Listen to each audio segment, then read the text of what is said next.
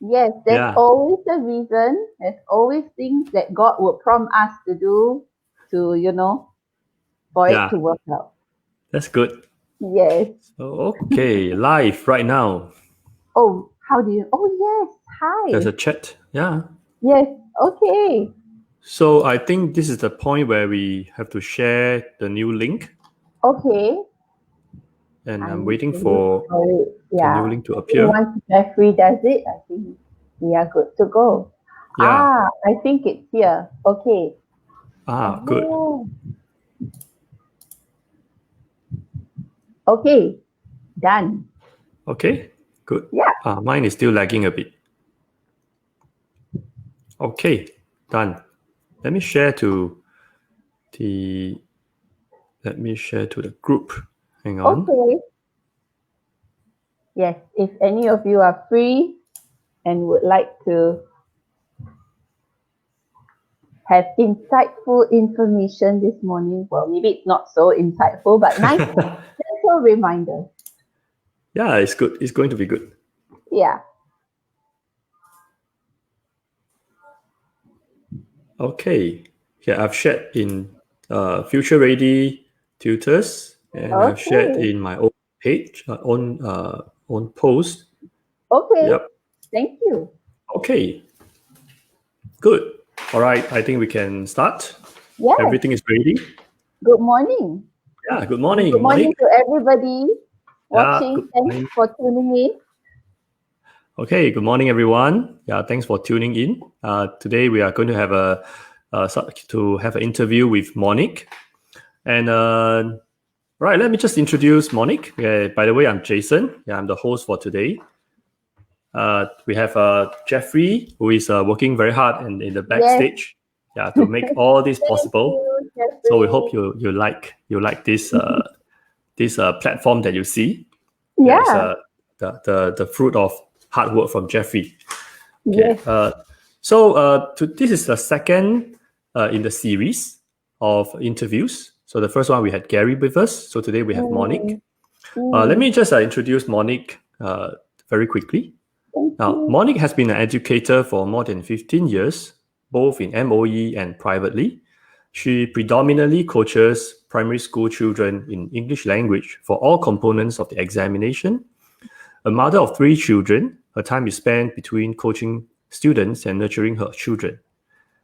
Now, a bit of fun facts about Monique. Oh She's no. German Chinese, 100% Singaporean. She Yes. almost became a radio jock, but NIE came back to her first. Yeah. So these are the 2 fun facts about True Monique. story. Yes. Okay, so you are looking actually at a potential DJ.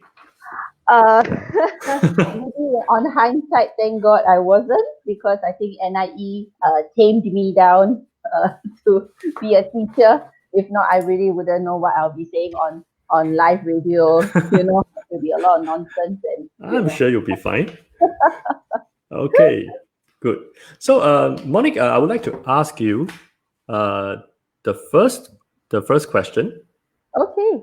Oh yeah. Sorry. Before that, is there anything else that you want to share about how you feel today to the audience? Oh, I'm absolutely excited being here today and sharing with you my experiences while teaching, students across, all platforms and all backgrounds.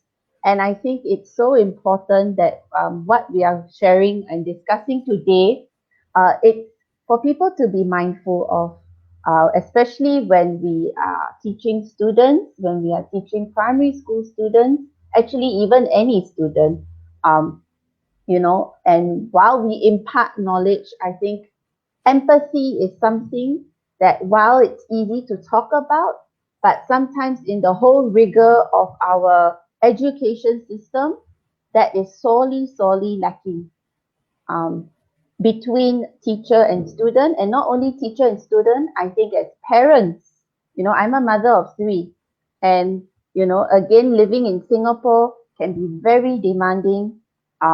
So I think that part about being empathetic to our students and children sometimes takes a back burner.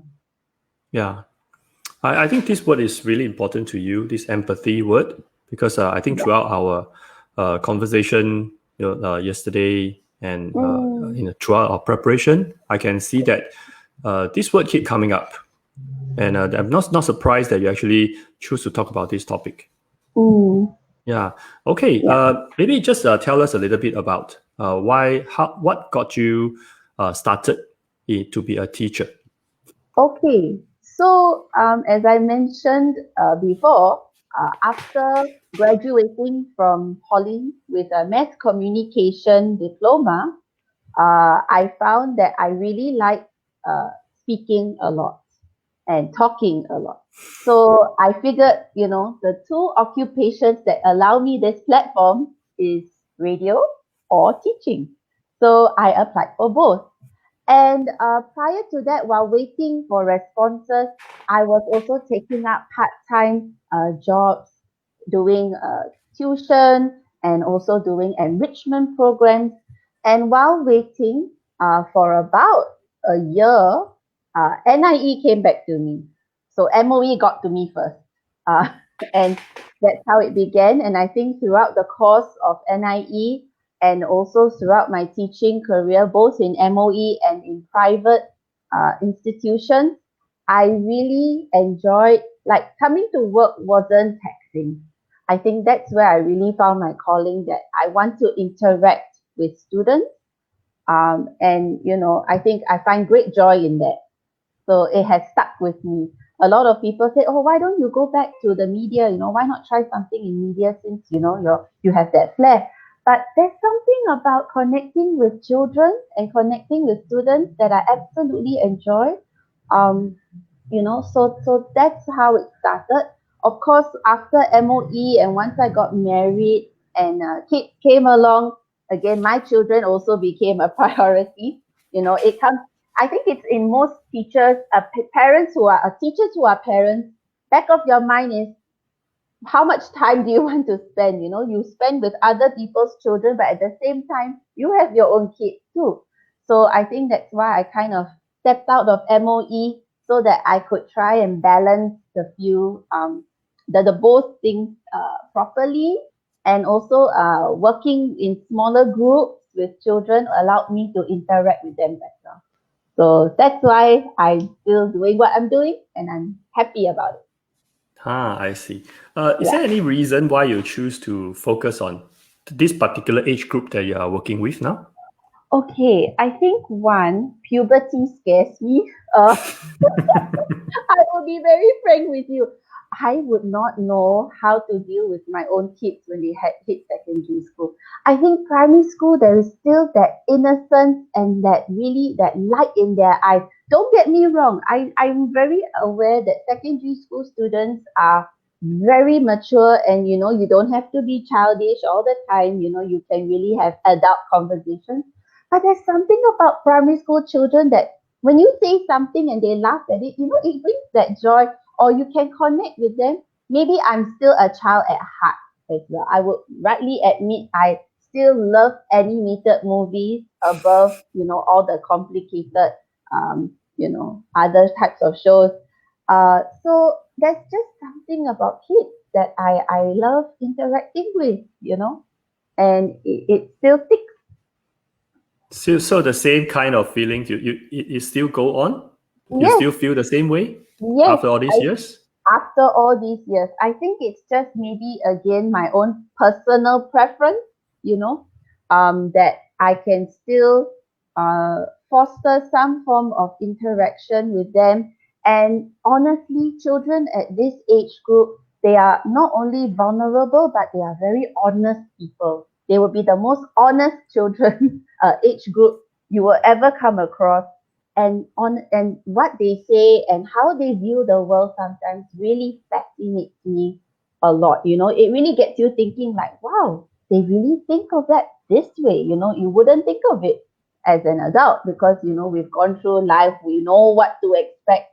But sometimes these children have really a plethora of ideas, and it's really brilliant having the privilege to listen to them.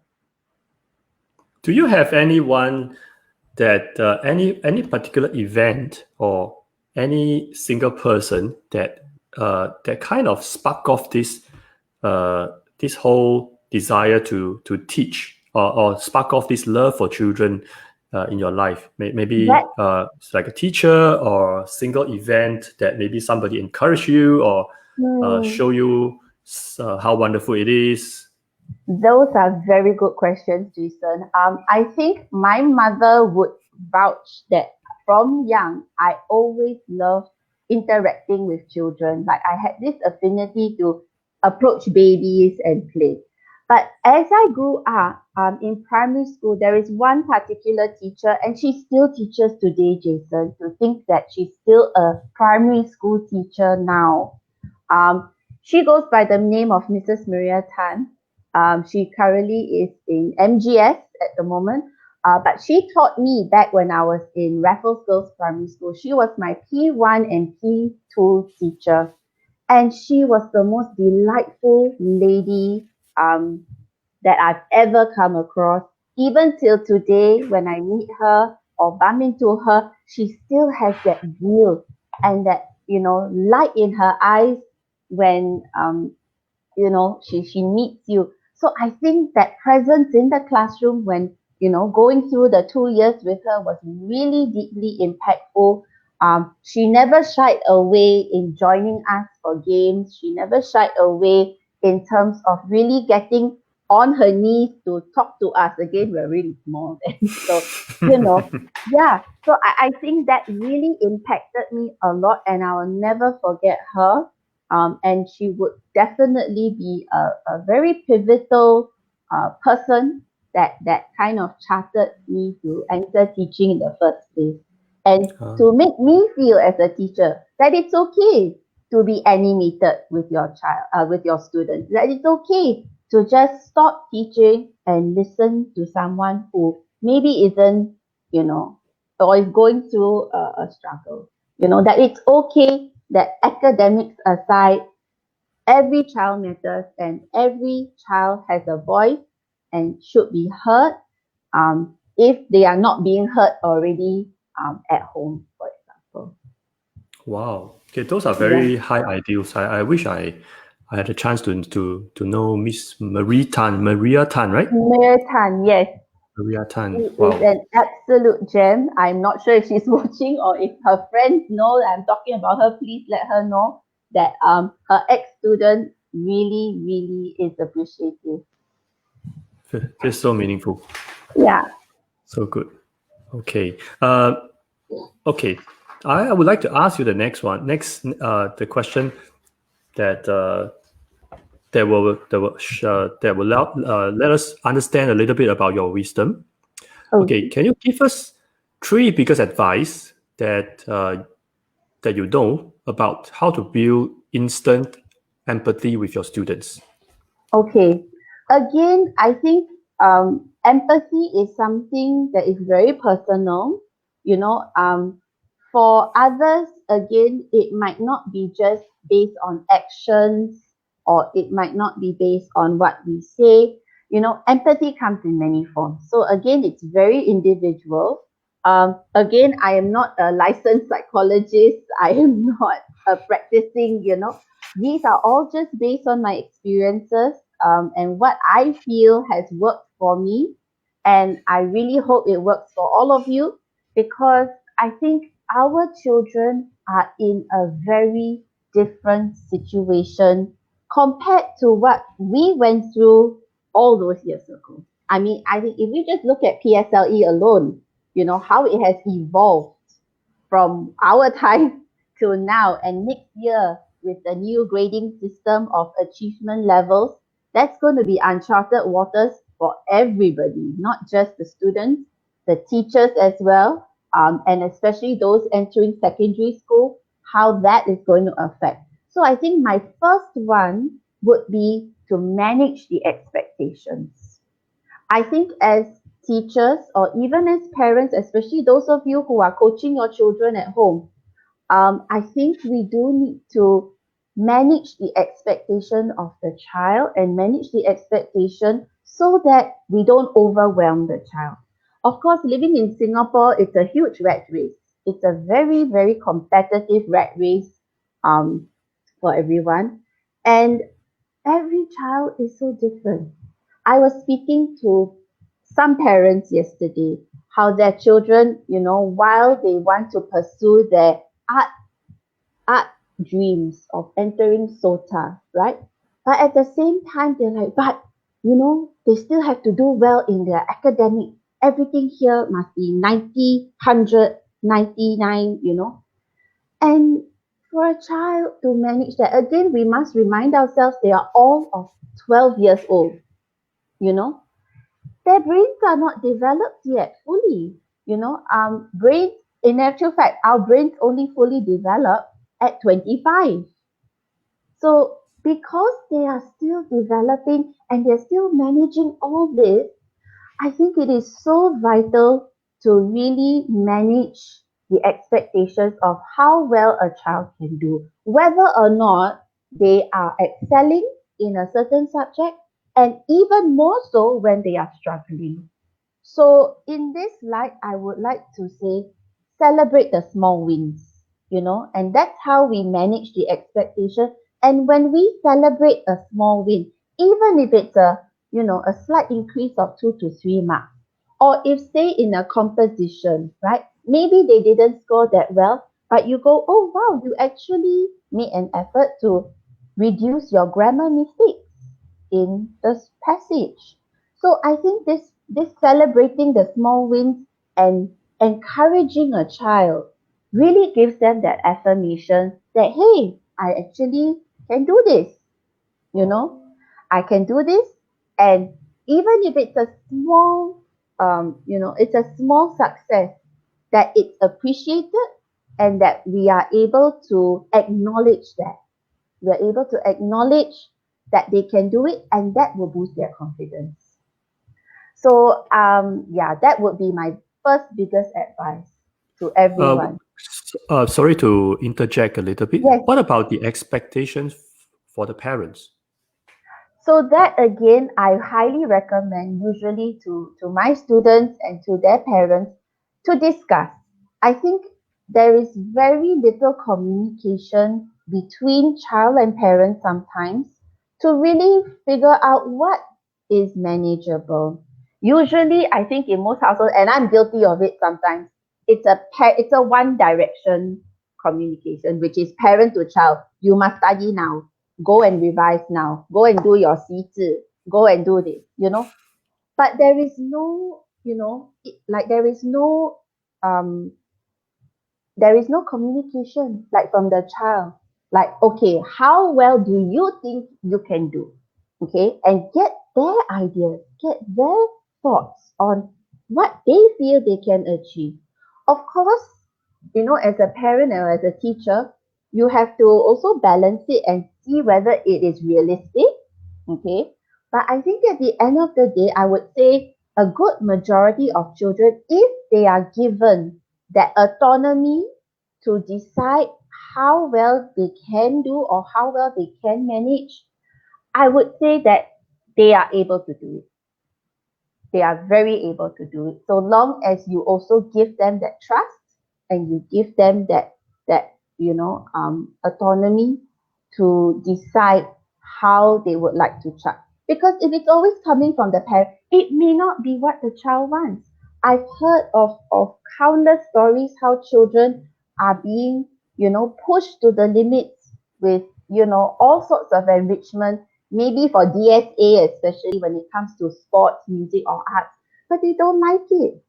They absolutely don't like it. And when I teach these children, I say, why haven't you told your parents? Oh, because they say, I must do. I must do. So as much as we want the best for our child, I mean, no parent wants the worst for our child, but I think it comes to a point where we need to form a balance. And managing expectation is something that is really, I think, the number one thing all parents must do, all teachers. I mean, for us tutors as well, we only see our students once a week sometimes, So sometimes we feel the stress, when we don't have that much time with them, especially when we only see them that short. And we're like, no, you must do all this and this. So I think we've got to really communicate with them and find the balance.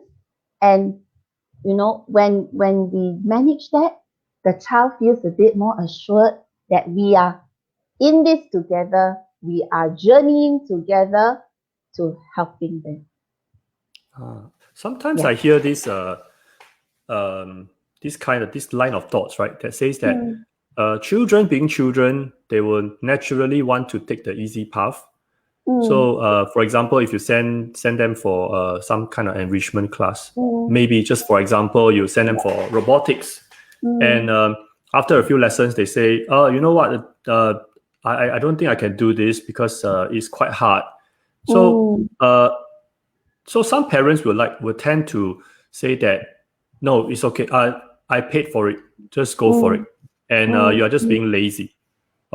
Something like just assuming that the child is either lazy or don't want to try new things, or this is something that need to be pushed through. So what is your take on that? How much should we decide for the children, and how much should we listen to them?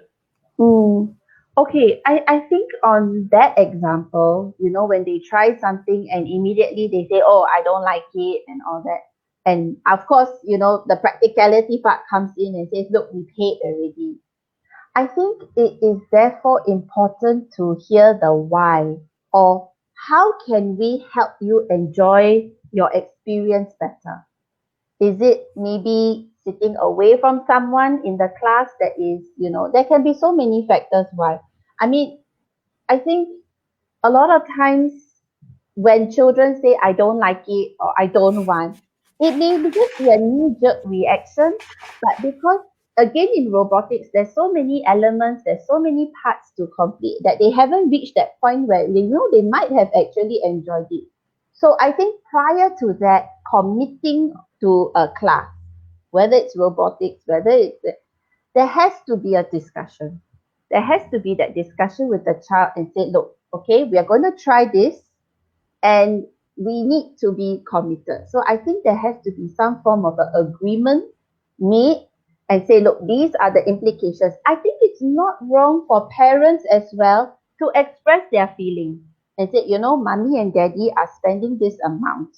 Not to pressure you, but this is an amount that will have to go into this class.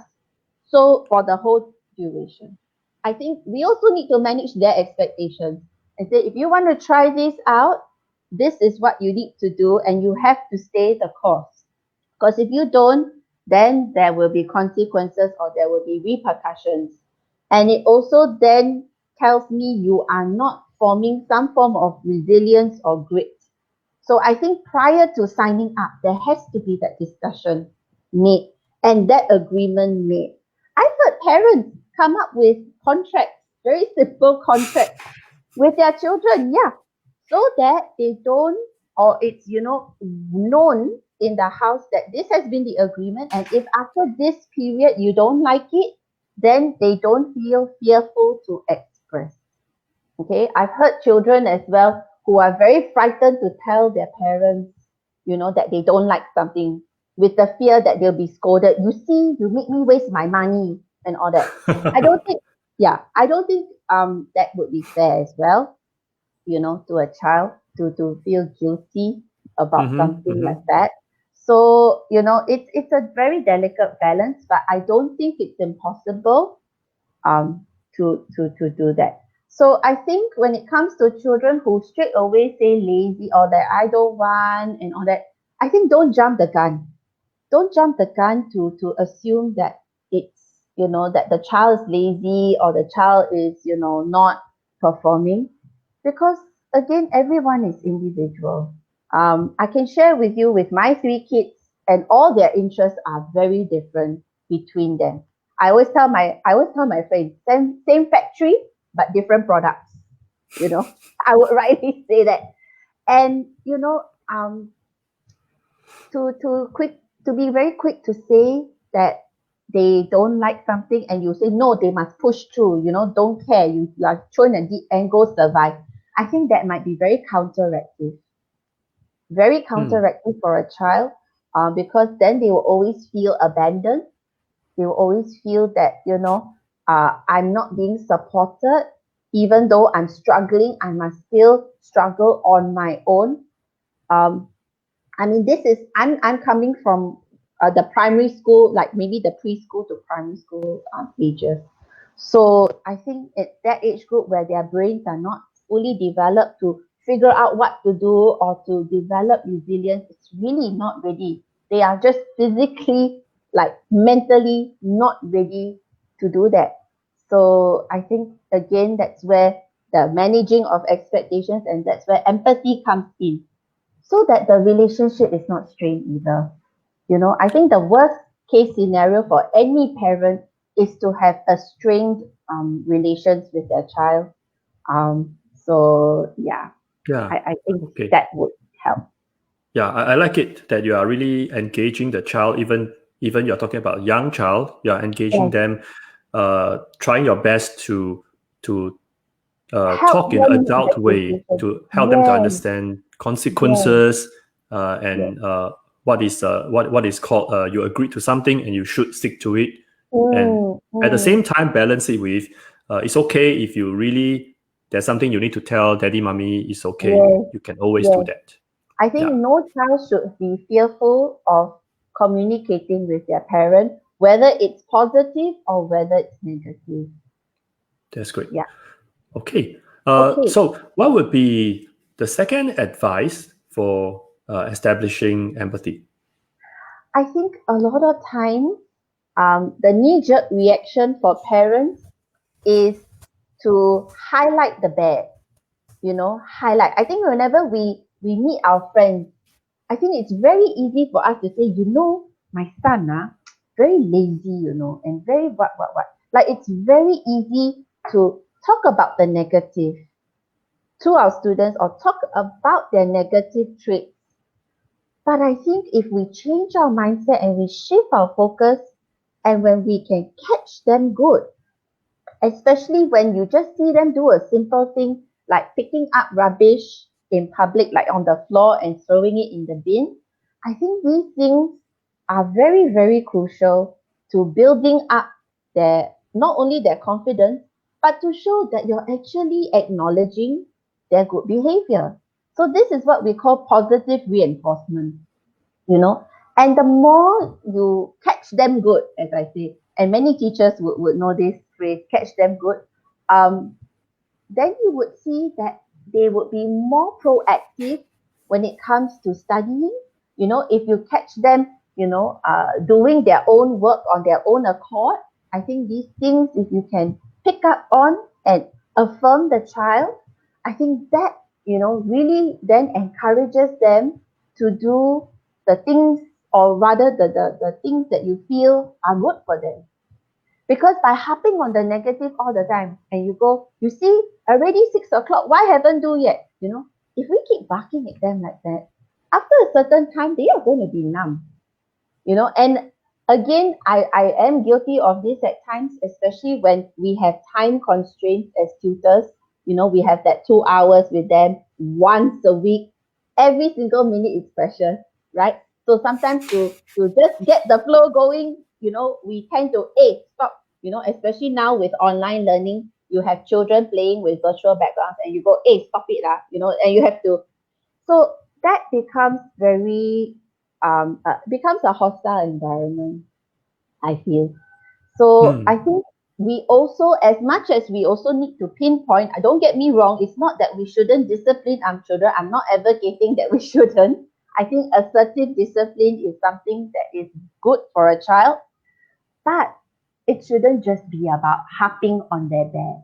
We do need to acknowledge that these children are very capable of good as well. And even if it's a small good, of keeping their laundry, or putting their plate back, or when we go out, greeting the cleaners, or greeting the store owners, or entering a taxi. These things, I think, are just as important and very affirming and very empowering to a child. And I feel usually when we catch them good, they will perform the good more, which then makes you happy because then you're not so stressed. So it's a win-win. It's a huge win-win for everybody. So, Yeah. Monique, in your opinion, right, why aren't the adults, the teachers or the parents, doing more of this, catching them good? Why aren't we doing more of this? I think it could well be, again, we have been brought up in the very Asian parenting style where there is very iron fisted discipline at times, you know, and we are so used to hearing the nagging and hearing, that it just comes naturally to us to pick up. And I think over time, as adults, you feel that shouting creates the attention that you need from the child. You know what I mean? Guilty of that. Like, Yeah. yeah, you go, hey, or like, stop that. And it's immediately a shout, because you want that instant attention from the kid, isn't it? So that, I think we have just been programmed to do that, all the time because it gives us that instant. Again, living in Singapore, everything's very quick. I always tell my students, you guys are lacking patience. You guys want everything now, now, now, and cannot wait. So I think it has transcended into the way we speak to our children that if we want something instant, it's a stretch. Slowly, like it doesn't need to be like you don't discipline at all. Okay. But I think if we can slowly adapt to catch certain things that they are doing good, for example, just sitting at the couch, or if they are on the bus and they are behaving themselves, sitting and looking up, and you just acknowledge that, you say, wow, you really, and you get off the bus and you say, well done, you really did a good job sitting quietly on the bus. I think when they hear more of that, they feel happier. They just feel happier and they know and they slowly learn that should be the way and that's the good behavior. So I think children are not programmed to know what is good behavior. It's not like it was downloaded to them. We have to remind ourselves they are still children. They've only lived that 7 to 12 years on earth and they don't know life experience. They don't know how. So I think we as adults, we as parents or teachers need to emulate and make it known verbally that what they're doing is correct. Yeah. Yeah. So I think sometimes we tend to forget that. Yeah, it's like we are doing a very lopsided thing. We keep telling them what is not to be done, Yes, but but we then they didn't don't know tell what them they what should they do. should do. Exactly. So Yeah. this is where catching them good comes in. Very Yes, powerful, very powerful. So this is absolutely applicable for parenting as well as for teaching, right? exactly. Again, like I mentioned, teachers, we have the privilege to impact children of all ages, races, and religions. We have a really pivotal role in shaping them as well. I mean, it's not only pivotal, but I think it's also very important. We have a duty, a very privileged duty, I would say, to really um, help this generation to, based on our words, based on what we say, and how it impacts them. It's one of the jobs in the world that it's really, we have to be careful with. Yeah, absolutely, Yeah. absolutely. Okay, what would be the third advice to establish empathy? Okay, I think lastly, when we talk about managing expectations, we talk about catching them good. I think fundamentally at the heart of it, practicing some humility and gentleness does not hurt and does not harm anyone. In fact, I think our world needs it more than ever, given the current times that we are living in. Like I've mentioned in my earlier examples, we are so easy to just say the negative and just so easy to, criticize. But if we just take that 5 seconds before we say everything and we just stop and think, okay, is what we are saying going to be helpful? It just requires that few seconds of discernment and to think that, okay, is this going to be beneficial? What are my actions, are my words going to be beneficial to whoever audience, whoever I'm speaking with? If it is not, then you have saved yourself from going through the motions and possibly save that child, okay, any form of negative comment or negative feeling. So I think exercising that is really not easy. I know, again, we live in fast-paced Singapore. Sometimes this doesn't come naturally, but I firmly believe if we practice more of that, if we talk to our children in a more gentler manner, okay, and it becomes a habit, they will in turn talk to us that way too. It's just about creating that culture at home and creating that culture of respect and, to each other so that when they go out and interact with others, that it emulates the same too. And it goes back to, yeah, when they are in school. So regarding this humility, right? So what I hear from you is to be kind, Mm, to have practice a lot of self restraint. That yes. if what we say is not going to help the child, then maybe Mm. we shouldn't say it. And I think fundamentally, we must also accept that sometimes we are not the law, that they sometimes do have a voice and that they too have an opinion and that they should feel safe to express that and not be, not be sort of shot down every time they say, but mommy, and then no, that's it's final, you know. So I think the more you do that, then the more they feel they can't say or they can't even express their opinion anymore. And that's where, things get strained and things get, a bit more awkward between, I mean, it's not just parent to child, even to teacher to student as well, So a lot of times when I teach, um, yes, we do need to cover syllabus, but I do spend a very good, probably 5 to 10 minutes, depending on topic again, just to hear them out. Like, oh, why are you feeling this way? Like, why are you not in the mood to do work today? Let's talk about it for a second, and not like, hey, hurry up, do your work now. You're wasting time. You got. Sometimes they just need that avenue.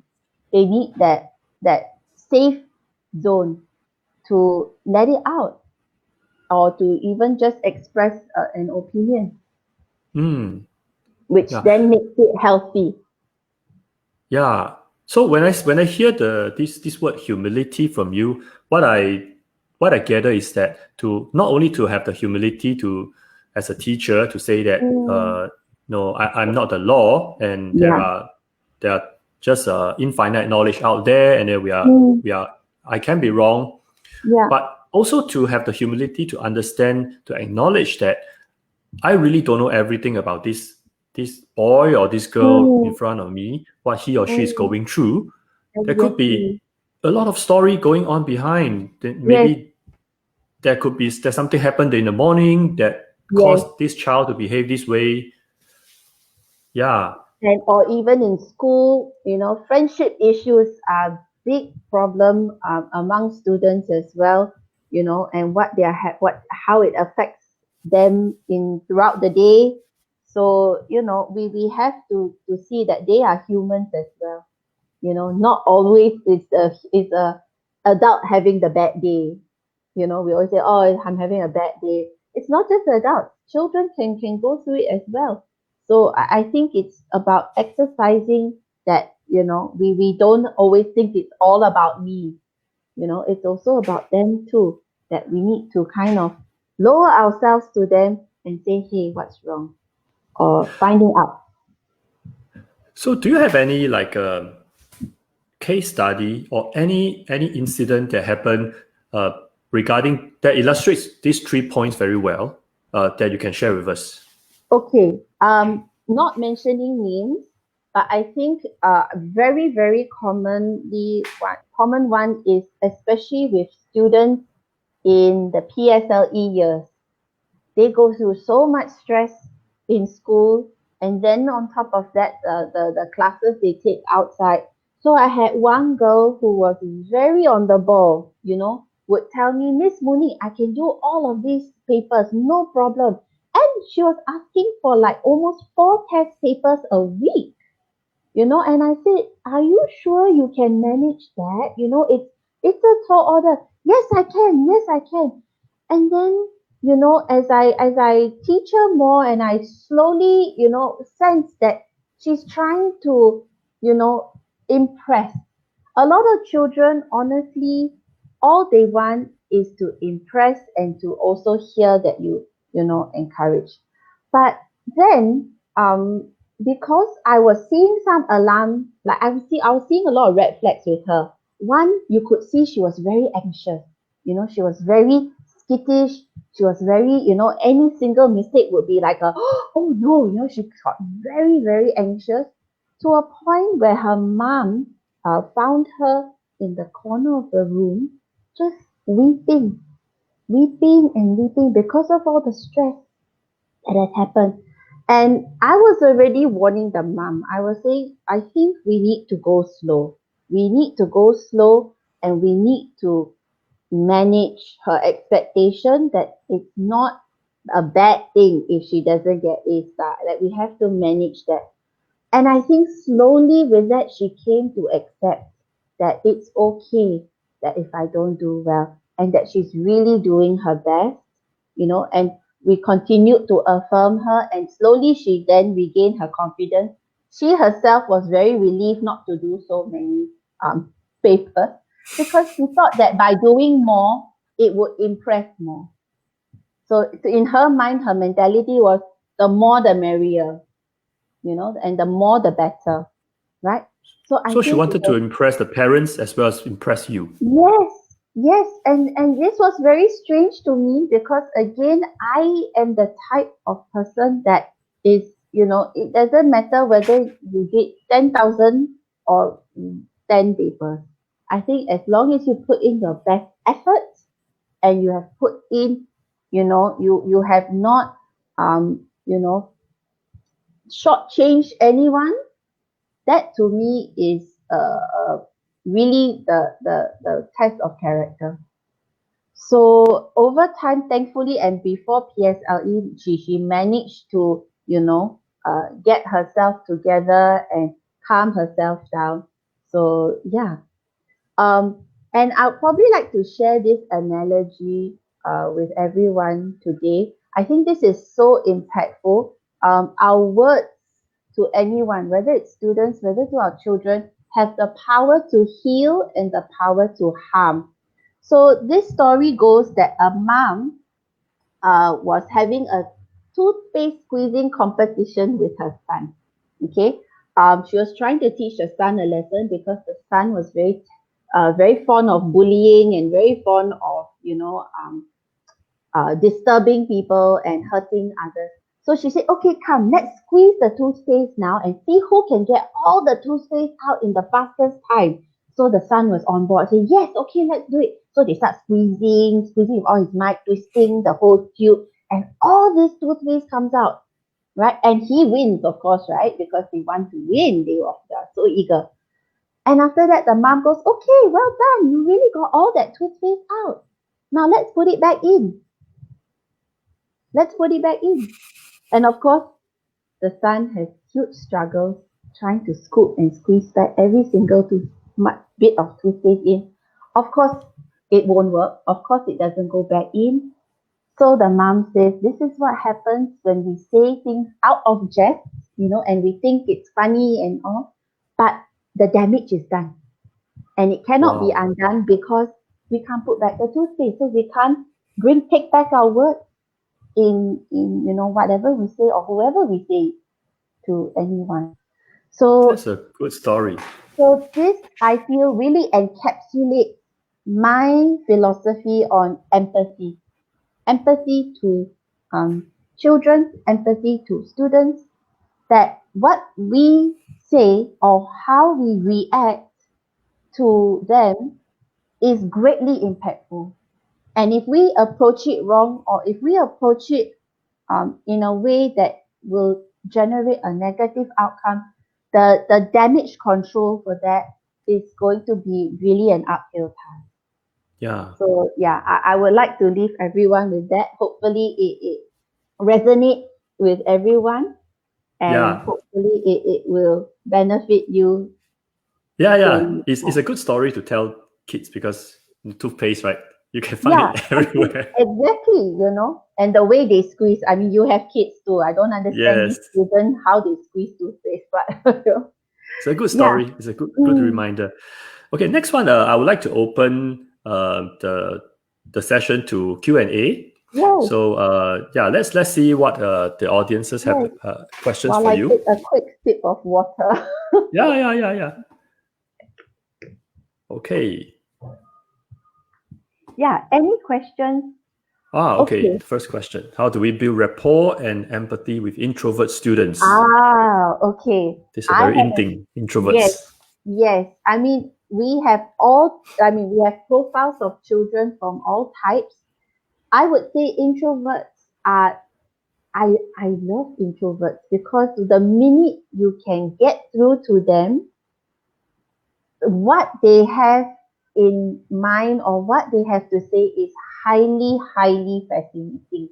So I think to build rapport with them is not to push it. I think one thing that I've learned from my interactions with introverted students and people is never force something on them. If they don't want to read that passage for you or on that time or in front of the whole class, don't push it, because that will just make them more uncomfortable and more, unwilling to open up to you. I find with introverts, I think it's best if there are opportunities where you can have one-to-one interactions with them. And I found this out while testing my students' oral exams. So my classes are predominantly on Zoom. So while I was prepping them for oral, I created breakout rooms. So I would, test them and practice with them one by one. And I realized once I got that student with me one-to-one, the floodgates just opened. The floodgates just opened and everything, and I was like, you mean you had all of that in you and you didn't share with all of us? He says, yeah, because I'm worried what my friends would say, and how they would think of me and all that. So they're very, very subconsciously, insecure at the same time. So I think besides the one-to-one, I think we got to make it very clear, especially if it's group classes, that this space is a safe zone. I think we have to make it very clear and keep on reminding everyone that not we shouldn't be criticizing. Everyone is open to their own opinions, but it has to be respected, and it has to be, we got to acknowledge that everyone is important in the room. So I think with that, slowly and surely, they will open up a little bit more, and that's where the rapport. And once you find that connection, and once you find that similarity, then that's your key to So building more empathy. after you made the connection when you are one to one with the student, right? Yeah, So as you mentioned, the floodgate open. So do you yeah. find that after that the student can assimilate or integrate back into the class much better? I feel so, because after that, even though he still wasn't chatty, but you can tell, like when I started, sort of nagging at a student for being careless, then he came up with his reactions on his own screen. Like they have their own way to communicate. So, on Zoom, you can react with a laughing, emoticon and all Yeah, that. yeah, So, yeah. yeah, he started showing his personality, but in non-verbal way, which, yeah, I also then acknowledge. I say, yeah, you see, you're also agreeing with me, right, on how silly this boy is. So it's also picking out on those things and Okay. acknowledging it. So Yeah, things do get better. they do get better. It's just, Okay, that's again, great. everyone is on their own course. So it's just about, just not giving up Okay, great, on great, them. great. Okay, can we have one last question for Monique? And then let's Yeah, hear from the audience. Do we anyone. have one last question? Yeah, I let's, think, yeah, is there yes. any? If not, Let's then hold on for a while. okay.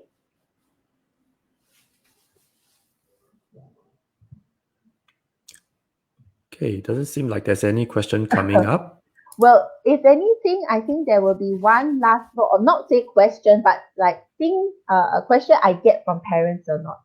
It's when my child doesn't want to listen to me. Whatever I say is just it just comes back with an answer or a slam door. She's impossible, or this my child is impossible. I can't get through to her. Okay. I think in that sense, when things have escalated to that point, um, I think intervention, yeah, does need to take place. And I think that's where both parent and child needs to go through several rounds of communication and discussion just to build and form that bridge again. It doesn't have to be actual conversation sometimes. Maybe it's just doing certain things that the child likes, to their interest, and just spending that time, even if it's just a car ride to the petrol station and getting them to choose what they like.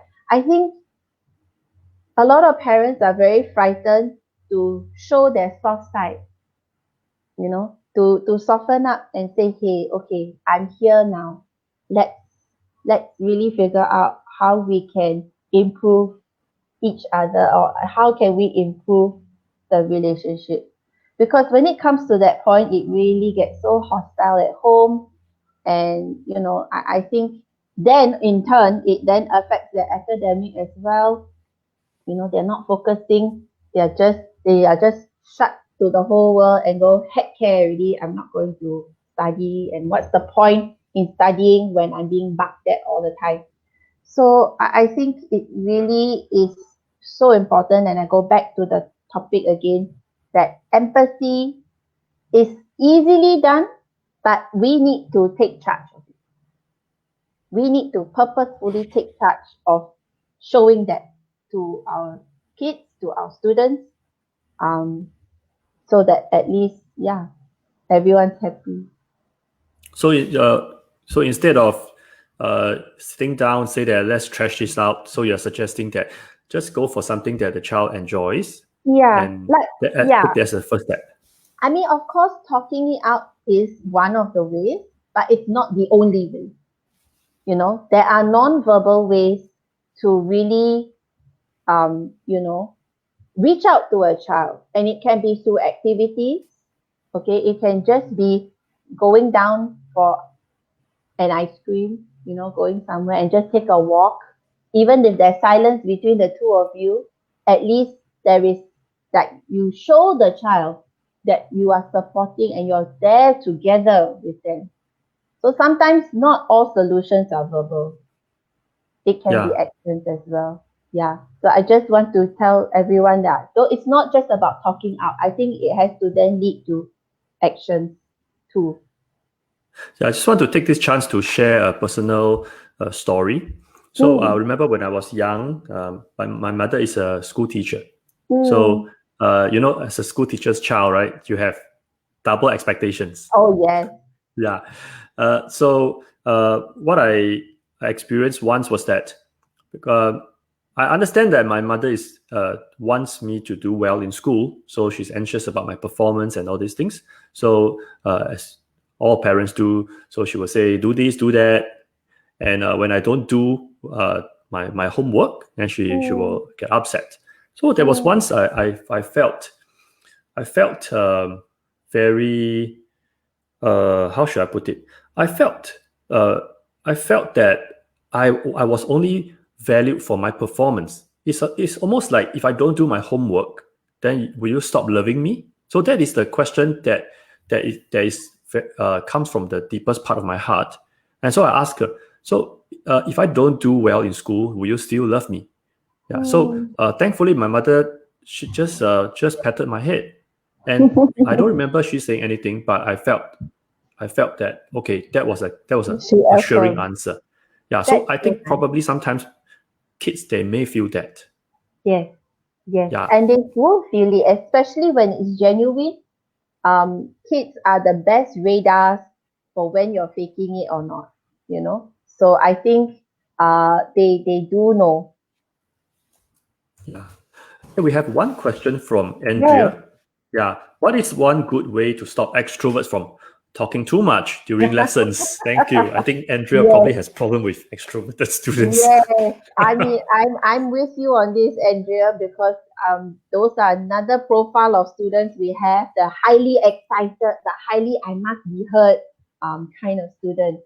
I do give I will give two suggestions. Number one, acknowledge that you are very excited, but tell them this is not the time. As much as children want to be heard, we also need to conduct our lesson. We also need to also help them know when is the right time to speak. So I would suggest, as my first suggestion, acknowledge that he wants to say something, but then tell the child when you would like to hear that. Okay, I think you shouldn't just shut the child down and say, now is not the time. Give a realistic time, because children, again, they are very bad with relativity of time. If you tell them later, they think it's the next second.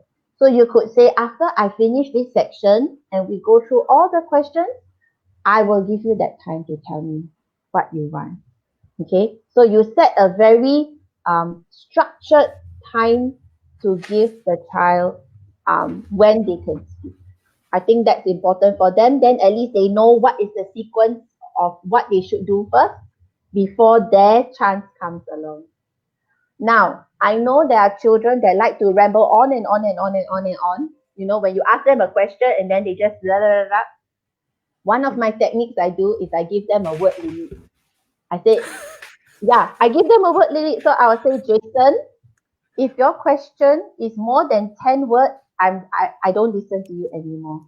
So that helps them to think and restructure what they want to say, instead of, oh, Miss Monique, actually this is it, and it has nothing to do with the question. So sometimes I even go down to 5 or maybe 8. I say, okay, in 8 words, tell me what you want. Or in 8 words, what is the answer? And then they really have to think. If not, if you keep on engaging them and allowing them to go, then they really don't learn how to answer you, concisely. They don't know how to answer you with the accurate information. I've met those extroverted children, trust me, Andrea, and it has only been through experience that I'm able to try and manage them. But yeah, they also need to learn how to control when they can say things, when is the right time. Okay, we always say there's a right time and place for everything. So now is not quite the time. Perhaps after we go through these few questions, I will give you the space to say it. Okay, but if they keep saying and saying, then create word limits. I don't think it's unreasonable to do that, because you also need to remind them that we have to continue the lesson, and it's not about how you found a frog in the bush one day. As much as I want to listen to that, but we do need to carry on. Just be polite about it. I don't think there's any need to be hostile unless the child is rude.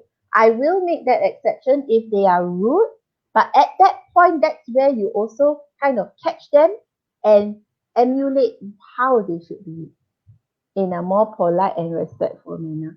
Because, like I said earlier, children are not programmed to know how to speak politely unless it's also modeled. So that would be my advice for you, Andrea, and I hope and all the best, because sometimes having very extroverted students can be a nightmare when we conduct classes. I get it. I absolutely, and it's the other extreme too, where you have dead silence. That's the other scary scenario. So the best is have a good mix in the Yes, class. yes, that would be nice. That would be nice to encourage each other. Yeah. Okay, great. Okay, thanks for your sharing. I think we Most will wrap welcome. up today. Okay. We have learned so much about empathy from you. Uh, so if any of the audience, right, any of you watching this show, if you have any further questions for Monique, okay, please feel free to drop her a PM on Yes. Facebook. Yeah, you can find My the name, I link to think, her. is in tagged. So just click on my blue name and drop me a message, even if it's anything to do with what I do, which is I coach children in English, or if you have questions about how to deal with certain students, I'll be more than happy to engage in a conversation with you. Yeah, and if any radio channel wants to get Monique on the show to Oh talk about no, empathy, also can oh no. contact her, drop her a PM on her Facebook. Okay, that will be really interesting. It will be like a Inception kind of thing. Okay, all right, great. Thanks, Monique, for your time today. Thanks, I Jason. learned so much. Yeah, I look forward to having more chats with you. My pleasure. Thank you so much for providing this platform. And a huge shout out to Jeffrey, who's been Yes, very tirelessly working in the background for this to yes, happen. So thank you. There he is. absolutely. Hello. Yes. Yes. Thank Yeah, you so yeah, much. he's the hero in the backstage. Yeah. Without him, Okay. this won't happen at all. Yes. Okay, so thank you very Okay. much. Thank you. Do catch us in our next episode. All right. So till the next one. Thank you. All Have a good right. day, Bye. Have everyone. a good Bye. day.